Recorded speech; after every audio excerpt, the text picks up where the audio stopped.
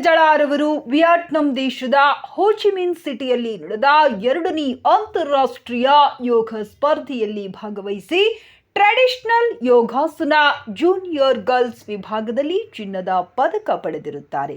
ಈ ಹಿಂದೆ 7ನೇ ತರಗತಿಯವರೆಗೆ ಶ್ರೀ ಶಾರದಾ ಪ್ರಾಥಮಿಕ ಶಾಲೆ ಕೂಡ್ಲಿಗಿಯಲ್ಲಿ ಕನ್ನಡ ಮಾಧ್ಯಮದಲ್ಲಿ ಅಭ್ಯಾಸ ಮಾಡಿದ್ದಾರೆ. ಚಿಕ್ಕ ವಯಸ್ಸಿನಿಂದಲೇ ಅಜ್ಜಿ ಗೌರಮ್ಮ ಬ್ಯಾಳಿ ಇವರ ಪ್ರೇರಣೆಯಿಂದ ಯೋಗಾಭ್ಯಾಸ ಕೈಗೊಂಡು ರಾಜ್ಯ ಮಟ್ಟದಲ್ಲಿ ಸಾಧನೆ ಮಾಡಿದ್ದಾರೆ. ಹಲವು ಕಡೆ ಯೋಗ ಪ್ರದರ್ಶನ ನೀಡಿ ಬಹುಮಾನ ಪಡೆದು ಪ್ರಾಣಾಯಾಮ ಯೋಗಾಭ್ಯಾಸ ಮಾಡಿದ್ದು, ಪಠ್ಯ ಮತ್ತು ಪಠ್ಯೇತರ ಚಟುವಟಿಕೆಯಲ್ಲಿ ಭಾಗವಹಿಸಿದ್ದು ಪಾಲಕರಿಗೆ ಸಂತೋಷ ನೀಡಿದೆ.